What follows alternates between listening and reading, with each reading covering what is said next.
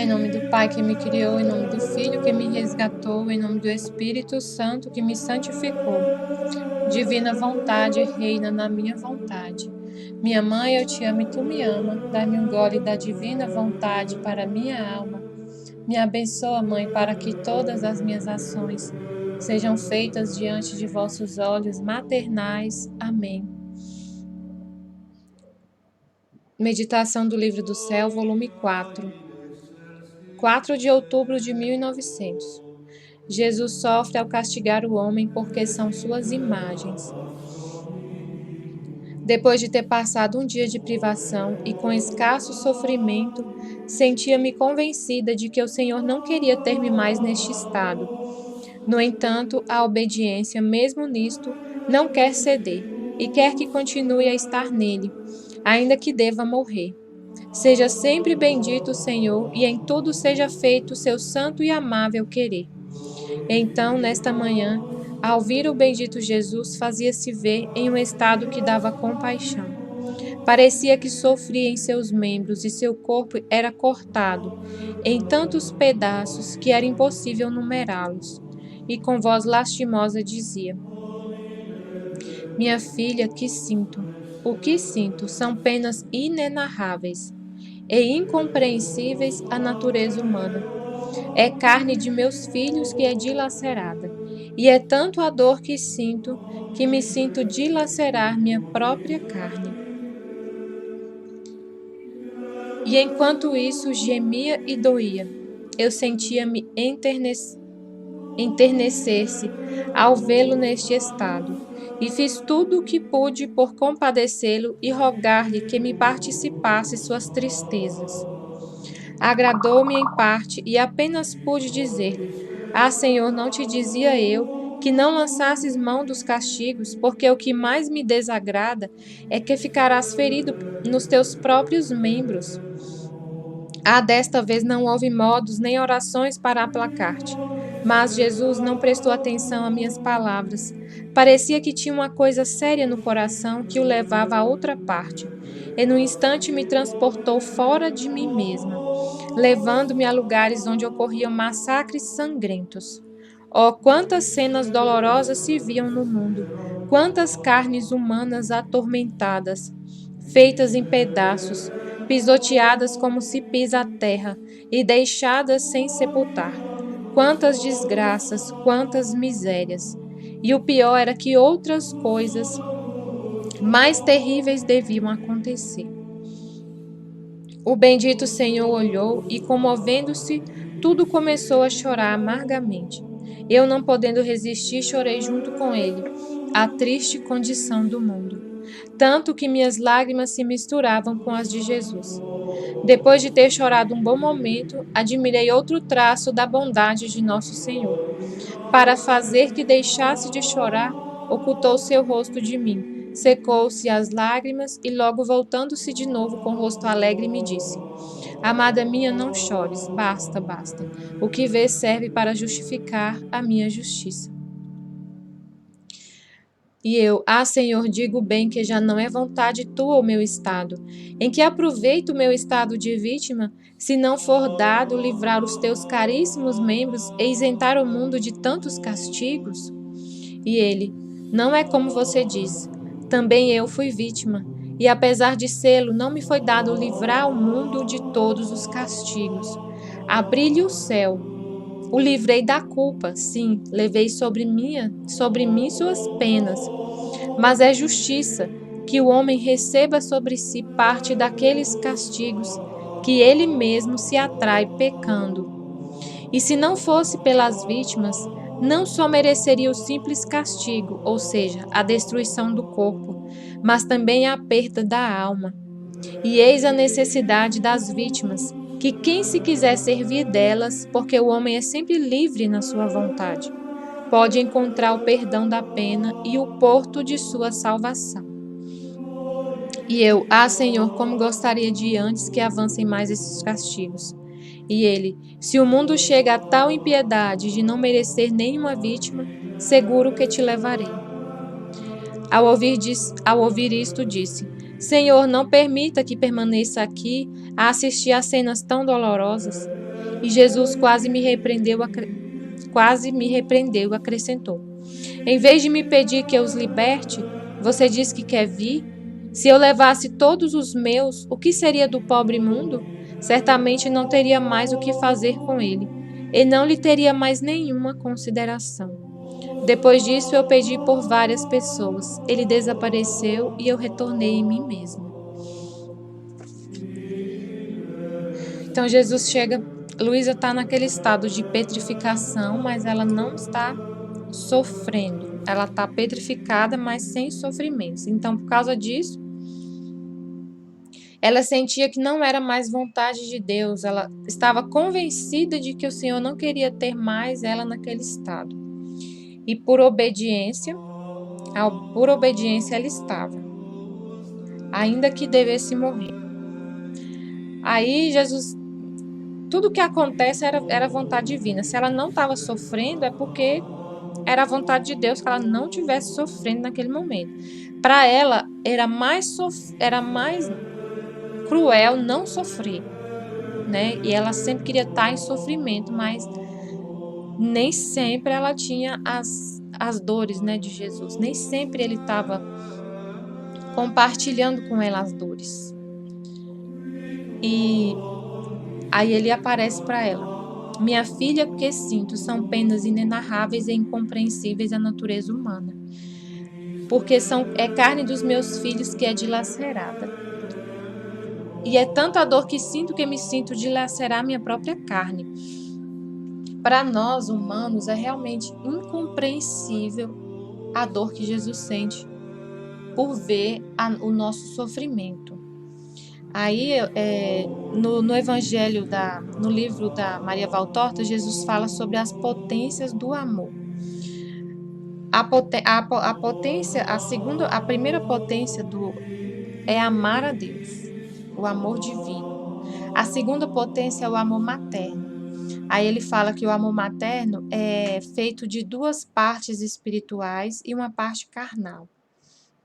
Então, a gente tem uma potência de amor, a mãe, a mulher tem uma potência de amor, a segunda potência do amor. Então, assim, para tentar entender um pouquinho essa dor que Jesus sente, que assim, é uma comparação, né? Só para tentar entender um pouco essa dor que ele sente, porque a gente nunca vai conseguir entender, porque o amor da criatura, o amor que existe em nós, é pequeno demais, é uma, assim, potente, tem essa potência, mas o amor, Deus é o próprio amor, né? Então, a gente nunca vai conseguir, a distância que existe entre o amor do Criador e da criatura é muito grande, muito grande. Então, a dor que ele sente também, porque se vê as suas criaturas, os seus filhos sofrer, é incompreensível para a gente. Mas vamos tentar entender, por exemplo, o amor que a mãe tem pelo filho. Quando um filho está doente ou um filho, né, a gente pode tentar imaginar um filho assassinado, por exemplo. Um filho que sofre um acidente. Quando a gente vê a criança acidentada. Dói demais. Qualquer coisa que eu vejo acontecer com meu filho, se eu vejo meu marido, meu esposo, corrigindo meu filho e ele bate nele, por exemplo, dá uma palmadinha nele, dói tanto em mim aquela palmada, por menor que seja a dor que ele vai sentir. Quando eu olho aqueles olhinhos assim, nossa, aquilo lá mata. É uma espada no meu peito. Porque ele saiu de mim. Mas eu tenho esse amor por ele, tenho um amor espiritual, como Jesus diz, mas tem uma parte do amor que é carnal, então é muito menor do que o amor que Deus sente por ele. Então, por exemplo, quando acontece alguma coisa com meu filho, aí eu lembro de quando meu filho nasceu prematuro, e ele sofreu muito, ele ficou na UTI muitos dias. E eu olhava para aquele bebezinho ali, eu nunca tinha pegado meu filho no colo. E ele estava lá na incubadora. Mas eu não conhecia ele ainda assim, né? pensando assim, eu nunca tinha nem pegado, tocado nele, mas eu já amava tanto, porque ele saiu de mim, ele estava no meu ventre, né? Assim, é muito forte esse amor de mãe. E eu olhava para ele lá na incubadora, eu sofria muito vendo aquilo que estava fazendo com ele, aquele monte de procedimento, furando a mãozinha dele. Até hoje tem a mãozinha dele, tem as marcas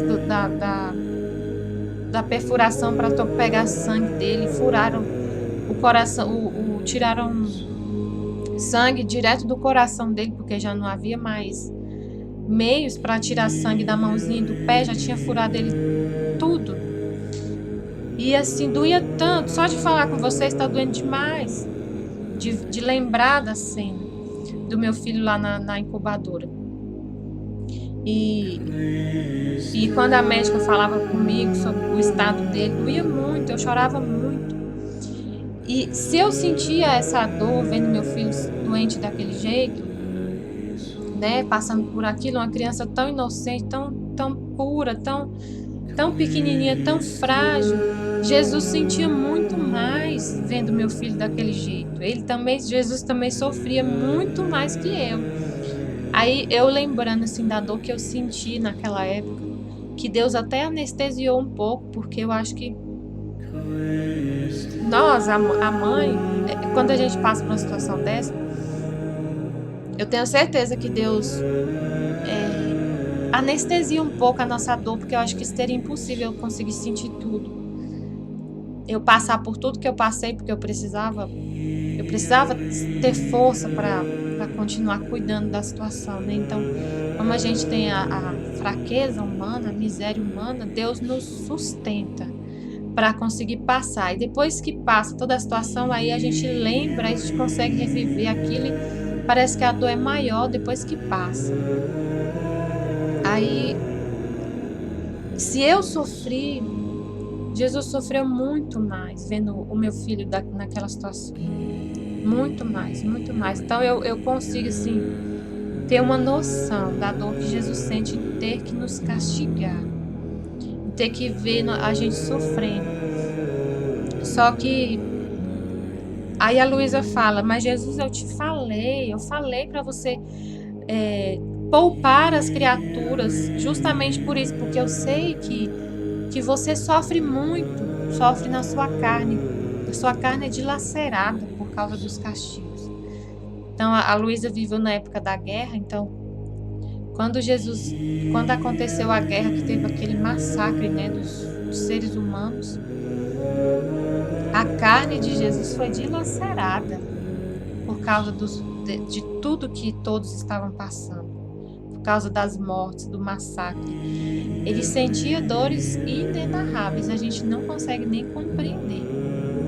E só que aí Jesus fala que é necessário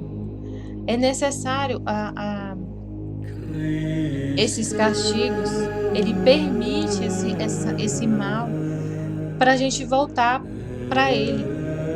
É necessário sofrermos para poder. Muitas almas só voltam para Deus pela dor. Só voltam pela dor. Então ele permite que o mal floresça na terra, para nós mesmos vermos o nosso erro, a maldade, e nós mesmos pedimos socorro. A gente mesmo enxergar, porque para Deus fazer a conversão da nossa alma, para a alma ser curada do pecado, precisa de um ato de vontade dessa alma. Ele poderia muito bem fazer um milagre e converter todo mundo em uma palavra. Mas Deus não faz nada forçado, ele não força o espírito para o espírito voltar à vida. Ele não força, ele precisa que o espírito deseje a conversão. E aí, para muitas almas, para ela desejar essa vida de novo, precisa desse mal atolar ela. Atolar. Aí ele fala para Maria Valtorta sobre a conversão de Maria Madalena. Foi muito interessante ele falando isso, como foi a conversão de Maria Madalena, o processo da conversão de uma alma. Vou falar algumas coisas, não vou conseguir falar tudo, porque eu não tenho aqui o livro todo, eu tenho algumas partes.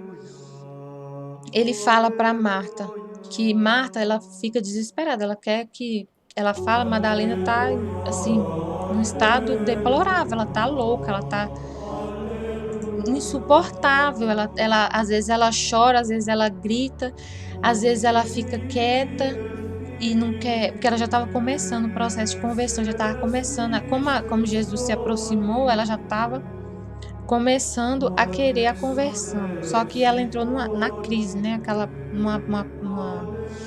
num estado de luta muito grande, porque aí Jesus fala fala para Marta, Marta, eu já te falei, Madalena está doente, ela tem 7 demônios, o rei dela, o chefe dela é o demônio, ela precisa, por um ato de vontade, amarrá-lo. Isso não é fácil. Então, ela precisa amarrar ele, dominar ele, por um ato de vontade dela, para depois ela não me tem ainda. Ele fala para Marta, ela não me possui ainda, por isso que ela tá assim. Ela ainda tá na fase de amarrar o demônio, os demônios que estão nela. Deixa ela.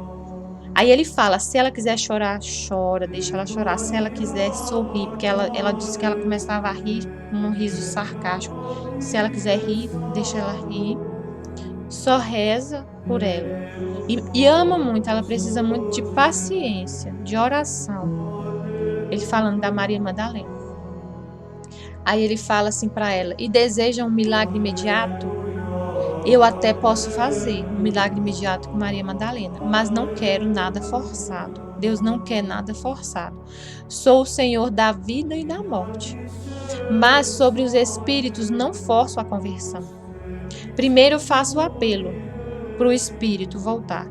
Dou a primeira ajuda. Então ele já tinha chamado ela à conversão. Ele já tinha feito essa primeira parte. Faço o apelo.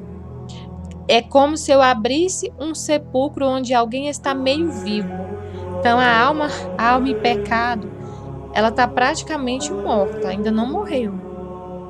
Mas ela pensa numa pessoa dentro de um caixão, de um sepulcro, de uma cova. E aí ela está meio viva. E aí Jesus deixa uma luz entrar. Imagina um sepulcro todo escuro, cheio de podridão.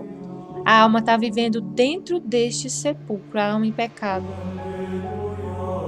Escrava totalmente. Aí ele manda uma luz. Quando ele chama essa alma, quando ele chama a conversão, toda vez que Deus chama um pecador à conversão, ele vai lá dentro desse sepulcro e como se abrisse uma fresta e deixasse um pouco de luz entrar.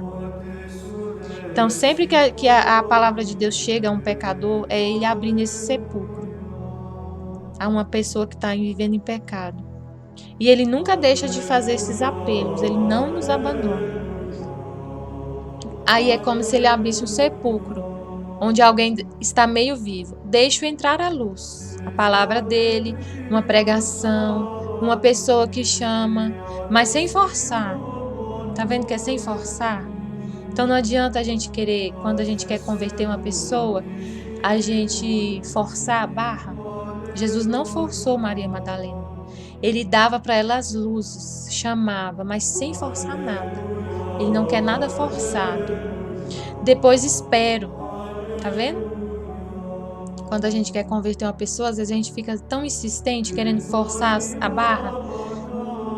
E isso é experiência, gente, para a gente olhar e aprender, guardar no coração, para quando a gente quer converter alguém, uma pessoa próxima, sem forçar a barra. É jogar a luz e esperar. Esperar, depois espero. Se esse espírito estiver desejoso de sair, ele sai. Então, quando a pessoa está lá nesse sepulcro e a pessoa deseja, ele sai. porque ela viu a luz. A pessoa precisa ver essa luz e deseja sair, sai. Se ela não deseja, enfia-se ainda mais no abismo. Ela é capaz de arrancar os olhos para não ver a luz, se ela não quer. Os que retornam à vida são meus maiores triunfos. E Madalena retornou. Madalena é incrível ler a história dela na Valtorta. Como foi a conversão dela. A Aline, no canal, a Aline está lendo o livro da Maria Valtorta todo, ela ainda vai chegar nessa parte. Essa parte é incrível. Como foi feita a conversão de Maria Madalena. A gente vai aprender muito quando ela lê tudo, porque o que eu li foi só um slide baseado na obra de Maria Valtorta, não é completo. Aí Jesus fala, aí Jesus deixa o mal. Para algumas almas, ela precisa se afundar no mal para poder querer sair, ela mesma querer sair. Então, como ele precisa desse desejo do espírito de se converter, o castigo é como se fosse uma motivação para essa alma desejar a luz. Porque ela vê as trevas assim e ela começa a se afundar tanto naquelas trevas que ela viu a luz, Deus já joga lampejos, né? Joga a luz e ela vê aquela luz como uma esperança. Porque ela já não suporta mais as trevas e ela sabe que existe a luz. Ela precisa saber que existe a luz para ela querer sair. Então essas trevas, quanto mais densas, mais ela vai, né? Se ela pode ter essa motivação para desejar a luz. Aí ele fala assim, ó: Deus não os perde de vista, não perde uma alma de vista, ainda que pareça. Então, quando a gente pensa assim, nossa, mas por que Deus está permitindo tanto mal na Terra? Porque tudo que acontece na face da Terra é permissão de Deus. Por exemplo, a liberação do aborto nos países. Deus permitiu. Deus permitiu. O demônio não tem poder nenhum sobre nada. Ele é submisso a Deus. A gente nunca pode esquecer disso. Deus é todo poderoso. Ele que comanda tudo. A vontade dele impera sobre tudo. Sobre o inferno também. O demônio é submisso. Então, ele não faz nada sem a permissão de Deus. Nada. Às vezes a gente assusta. Porque assim, parece que Deus nos perdeu de vista. Como assim, Pai? O Senhor permite a liberação do aborto? O Senhor não está mais aqui? Tem gente que pensa que é o demônio. O demônio é poderoso, o demônio está fazendo isso e aquilo no mundo. Não. Ele faz, é tudo ideia dele, mas é permissão de Deus. Lembra da história de Jó. O que o demônio fez?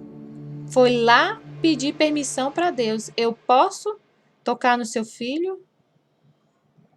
Deus falou, pode. Vai lá. Não tira a vida dele. O resto você pode fazer o que você quiser.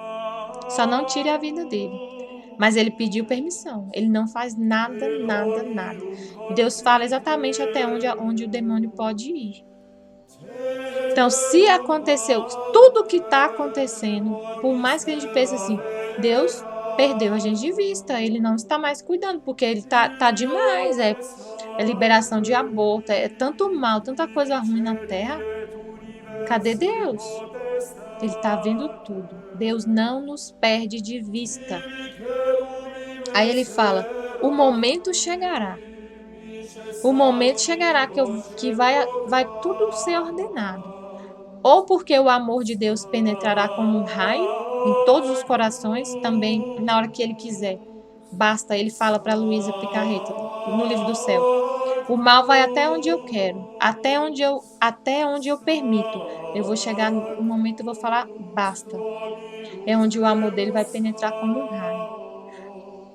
O momento vai chegar, ou porque o amor de Deus penetrará como um raio, ou porque a lama dos pecados se elevará até o nariz e sentirão nojo do fedor que exalam. Então, Deus deixa a lama dos pecados se elevar até nosso nariz, até onde não dá mais, para nós mesmos sentir esse fedor, exalar e pedirmos socorro. E aí essa cova, né, esse sepulcro, a alma se atola no pecado e pede socorro. Aí era isso que ele precisava para Madalena, para ele fazer o milagre e tirar. Porque assim, para ele, para Jesus, basta dizer com o espírito imundo, saia. Saia os 7 demônios. Basta ele dizer uma palavra. Um milagre. É muito fácil para ele fazer isso. Mas ele não faria sem o desejo dela, sem o desejo da alma. Porque aí ele fala na Bíblia, Jesus fala na Bíblia sobre os demônios voltarem, né? Na Bíblia ele fala assim, ó. Deixa eu ver se eu acho aqui. Quando um espírito imundo sai do homem, anda por lugares áridos buscando repouso. Não o achando, diz: voltarei à minha casa de onde saí. Chegando, acha-a varrida e adornada. Vai então e toma consigo outros 7 espíritos piores do que ele, e entram e estabelecem ali. E a última condição desse homem vem a ser pior do que a primeira. Então, se ele fizer um milagre, tirar o espírito sem a vontade da pessoa, tira, né, forçado, pode ser que outros espíritos venham e façam pior. Aí eu penso assim, vamos pensar num caso prático. Por exemplo, um pai, aí eu lembro da parábola do filho pródigo. O pai vive com os filhos, né? Muito feliz em casa, tem tudo, o filho tem tudo.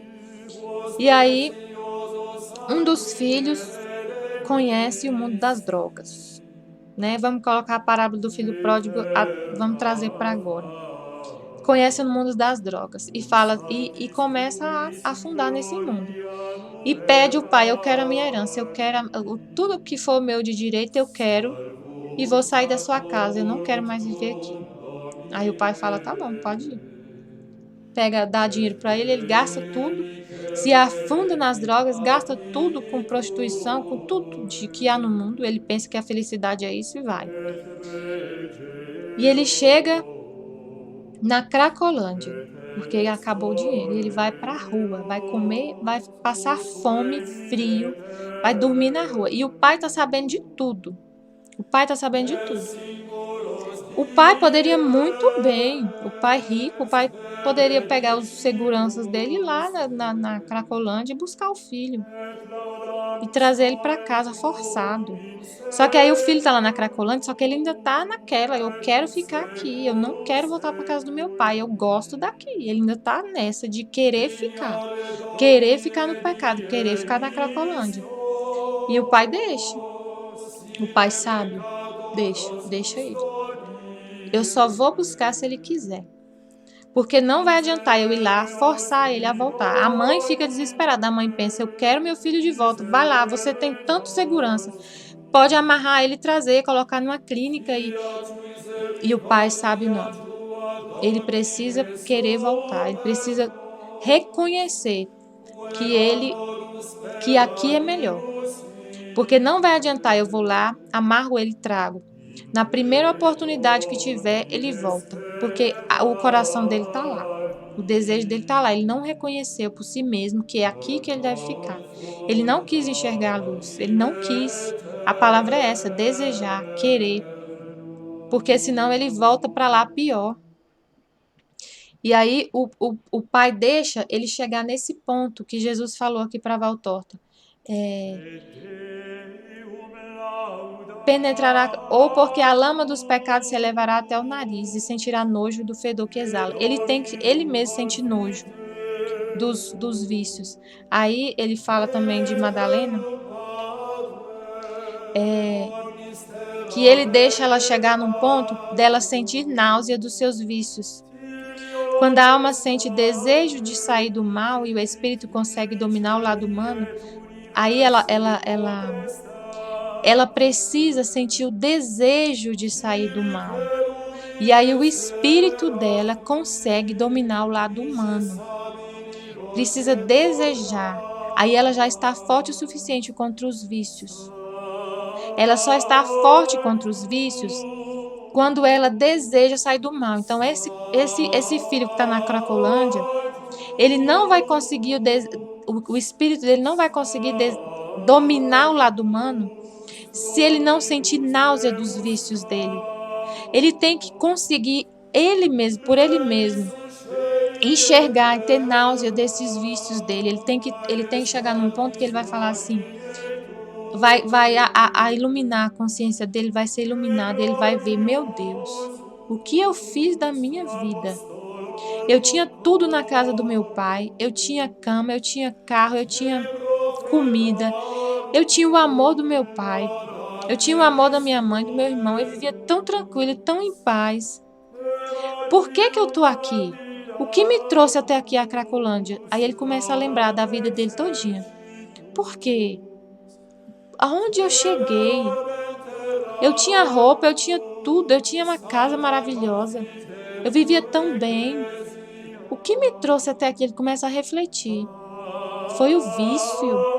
Foi por causa daquele vício da droga que eu cheguei aqui e eu tô aqui hoje sujo, dormindo na rua. Eu tô mal, eu tô passando fome, eu tô me sentindo muito mal. Eu nem sei o que a pessoa sente quando usa crack, mas deve ser horrível. Eu tô com medo, ninguém aqui me ama, não existe amor, aqui existe só ódio, só vício. Aí ele começa a sentir nojo do vício. Aí ele começa a sentir nojo de si mesmo, desse vício. Aí ele enxerga que tem ali um espírito mau que domina ele. Aí ele sente aí ele deseja voltar para casa. Aí ele deseja, o pai sabe, aí ele vai atrás do pai. O pai vê ele lá de longe, quando ele vem, de longe. Aí sim. Aí o pai vai amar muito, muito, muito, muito. Aí ele vai poder fazer, aí Deus vai poder fazer a conversão. Aí Deus vai tirar o espírito imundo. Aí Jesus entra. Sai, espírito imundo. Basta dizer uma palavra, sai. Saiu, pronto. Aí ele disse para Marta, ó, Maria agora, quando sair esses espíritos, ela vai ficar quieta. Ela vai precisar de muito amor. Ela não precisa de ninguém julgando ela, porque quando a pessoa recebe a remissão, né? Ela sente vergonha, então ela vai precisar de muita paciência, de muito amor. E aí é isso. E esse pai, depois que o filho deseja, né, continuando no exemplo do pai, né, do filho pródigo, o filho desejou sair das drogas. Aí ele tira. Aí ele fala: não, meu filho, tá bom. Você deseja voltar para casa do seu pai? Nós vamos te levar para uma clínica, vamos retirar a contaminação toda, você vai fazer o tratamento porque você quer, né? Aí ele quis. Aí o pai faz tudo por ele. Aí ele não volta mais porque ele quis vencer esse vício. Ele viu, ele mesmo viu. Aí Jesus mostrou para ela, né, toda essa desgraça do mundo, essas misérias. E eles choraram muito, ela chorou e ele falou: basta, basta. O que vês já serve para justificar minha justiça. Aí ela fala assim: Senhor, em que aproveito o meu estado de vítima? Se o Senhor me colocou como vítima para aplacar a sua justiça e você poupar os homens e não castigar os homens, para que está servindo eu ser vítima? Se os castigos continuam. Aí ele falou assim: não é como você diz. Também eu fui vítima, e apesar de sê-lo, não me foi dado livrar o mundo de todos os castigos. Então, o próprio Jesus foi vítima. Ele é o Cordeiro de Deus. E ele mesmo não conseguiu tirar todos os castigos do mundo. O que ele fez sendo vítima não foi tirar o nosso sofrimento daqui, não foi tirar os castigos, foi tirar foi abrir a porta do céu, foi nos dar a libertação da nossa alma do pecado. Foi abrir a porta do céu, foi perdoar, foi que o Pai perdoasse os nossos pecados. Ele tomou sobre si todos os nossos pecados. Quando a gente se arrepende, eu tenho uma vítima para oferecer pelos meus pecados. E aí eu posso ter a salvação, o perdão dos pecados.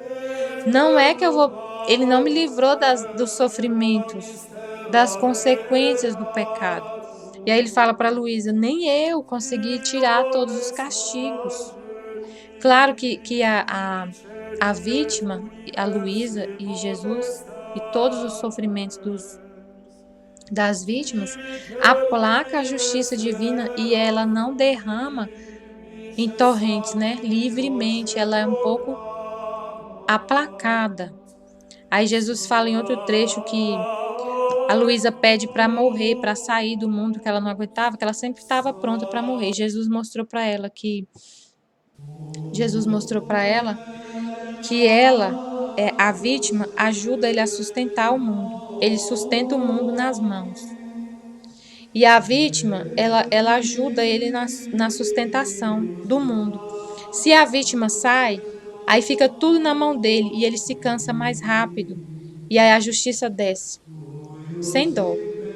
Então a vítima, ela sustenta, segura um pouquinho a mão de Jesus para ele não derramar a justiça, né, com tanta fúria. Aí ela fala, aí ele fala, não é como você disse, também eu fui vítima, e apesar de sê-lo, não me foi dado livrar o mundo de todos os castigos. Abri-lhe o céu, o livrei da culpa. Sim, levei sobre mim suas penas, mas é justiça que o homem receba sobre si parte daqueles castigos, que ele mesmo se atrai pecando. Então, quando a gente peca, atraímos a justiça, os castigos. Então é justo, é justiça que a gente receba sobre nós uma parte dos castigos, uma parte, porque a outra é Jesus que sofre. Uma parte é justo que a gente sofra, nós que pecamos. E se não fosse pelas vítimas, não só mereceria o simples castigo, ou seja, a destruição do corpo, mas também a perda da alma. Então, se não fosse pelas vítimas, não só mereceria o simples castigo, não só mereceria a destruição do corpo, as doenças, a destruição do corpo, a morte do corpo, mas também a perda da alma. Então, Jesus veio para salvar a nossa alma. Não foi para salvar nosso corpo do sofrimento, foi para salvar a alma. E as vítimas, como Luísa, também se unem a ele nesse trabalho de salvar almas. Almas. Então, o sofrimento aqui na terra continua existindo, um pouco aplacado pelo sofrimento de Jesus e das vítimas e do sofrimento que os justos oferecem. Acalma um pouquinho a justiça. Que quem quiser, aí, eis a necessidade das vítimas. Quem quiser servir delas, quem quiser, porque o homem é sempre livre na sua vontade. Então, quem quiser, quem se arrepender dos seus pecados, tem uma vítima para oferecer a Deus em expiação dos seus pecados. Tem que querer. O homem é sempre livre na sua vontade. Jesus nunca vai forçar nada. Ele tem que querer, como a história de Madalena. Pode encontrar o perdão da pena e o porto da salvação. Quem quiser, tem ali uma vítima para oferecer. Aí a gente lembra por que Jesus se ofereceu como vítima? Por que fala o Cordeiro de Deus que tira o pecado do mundo? Como que era retirado antes de Jesus o pecado? Na lei lá de Moisés. Tinha que oferecer, eu não sei explicar direito porque eu nunca fiz estudo assim aprofundado da Bíblia, ainda mais o Antigo Testamento, mas o que eu sei é que quando tinha um pecado, a lei falava o seguinte, tinha que oferecer uma vítima, um animal, um animal oferecido no templo para o sacerdote. Você pecava, né? E oferecia um animal em sacrifício do seu pecado, para pagar o seu pecado. E aí, Jesus veio, ele é o cordeiro, ele é o cordeiro oferecido. Deus não suportava mais, aí tem no livro de Isaías, Deus falando, eu não suporto mais a gordura, a fumaça dos sacrifícios, porque eles não tinham o arrependimento, não arrependiam-se das suas maldades. E Deus não queria mais, não suportava mais o cheiro dos sacrifícios dos animais. E aí ele enviou seu próprio filho para ser o Cordeiro de Deus, o Cordeiro que vai expiar os nossos pecados. Então Jesus morreu, derramou todo o seu sangue para expiar o nosso pecado. Então toda vez que a gente peca, a gente tem a vítima que já foi sacrificada. A vítima já foi sacrificada e é sacrificada todos os dias nas missas. Todos os dias Jesus sacrifica de novo e oferece a Deus e se oferece por nós, por nossos pecados, para pagar a nossa dívida. Então basta eu querer ter o meu pecado perdoado, mas eu preciso querer. Se eu quero ter o meu pecado perdoado, ao invés de, como no Antigo Testamento, eu ir lá pegar um cordeiro e oferecer, que não vai ter mais, não tem valor para Deus. O que tem valor para Deus é o cordeiro dele, o filho dele, sacrificado, que se sacrificou, que tomou sobre nós. Aí Jesus tomou, ao invés de ser um cordeiro, né, lá como no Antigo Testamento, que tomava sobre si o pecado e era oferecido, Jesus veio e tomou os pecados de toda a humanidade, do passado, presente e futuro sobre si, se imolou, morreu, se sacrificou em expiação de todos os pecados. Então, quando eu quero o perdão de um pecado, já tem uma vítima que foi sacrificada.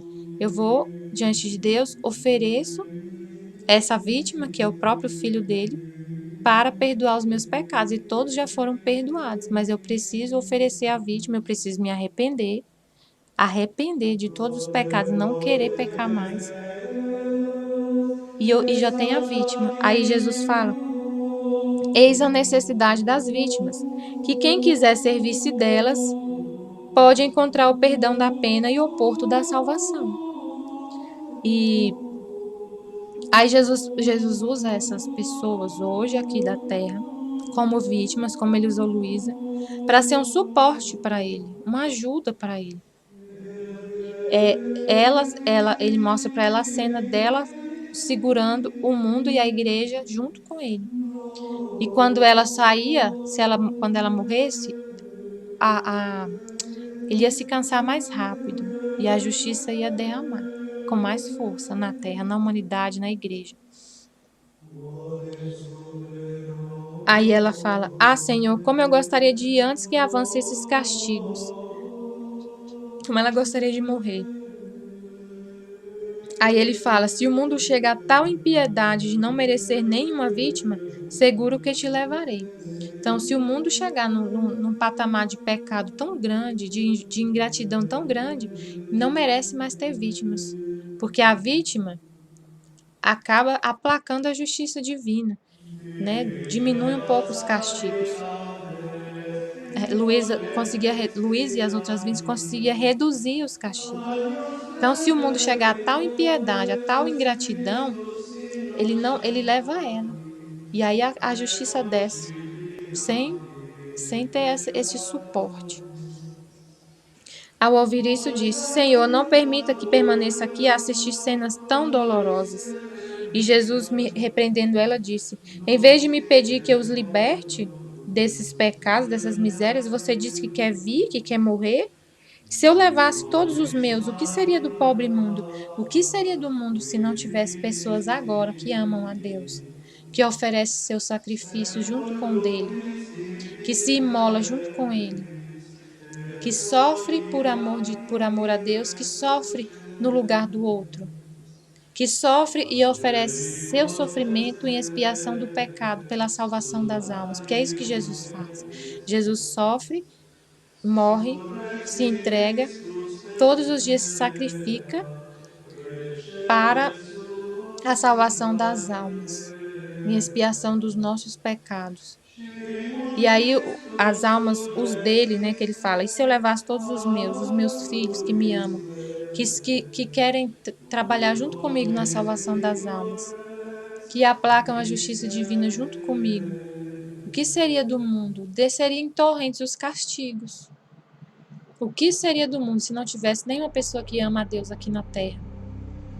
Que se une a Ele nesse ofício de salvar almas. Certamente não teria mais o que fazer com Ele e não lhe teria mais nenhuma consideração.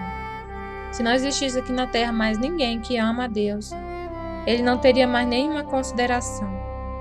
Depois disso, eu pedi por várias pessoas, ele desapareceu e retornei a mim mesmo. Estivemos e sempre estaremos reunidos em nome do Pai, do Filho, do Espírito Santo. Amém. Fiat. Jesus, eu confio em vós. Sobre Jesus se oferecer como vítima, a gente lembra como Jesus explicou como Jesus falou para Santa Faustina rezar. Eterno Pai, eu vos ofereço o corpo, o sangue, a alma e a divindade de vosso diletíssimo Filho, nosso Senhor Jesus Cristo, em expiação dos nossos pecados e os do mundo inteiro. Então eu pego a vítima, que é o Filho de Deus, o Cordeiro de Deus, nessa oração e ofereço, né, que esse Cordeiro que já foi sacrificado. Eterno Pai, eu vos ofereço o corpo de Jesus que foi sacrificado, a alma e a divindade. A vítima que agrada a Deus, é a única que expia os nossos pecados. Eu te ofereço o corpo, sangue, a alma e a divindade em expiação dos nossos pecados e os do mundo inteiro. Por isso que Jesus fala que esse terço leva muitos pecadores a Ele, porque a gente expia os pecados com essa oração de toda a humanidade. Se o pecador não oferece, a gente oferece. E aí Jesus derrama muitas graças na terra por causa dessa nossa oração. Porque nós expiamos os pecados e ele derrama as graças das conversões. Porque a conversão é graça de Deus. Essa luz que Jesus envia para esse sepulcro, para essa alma que está no sepulcro meio viva, muita luz é por causa da oração. Muitos pecadores são levados a Deus por causa da oração. E ele fala isso no terço da misericórdia. Amém. Jesus, eu confio em vós.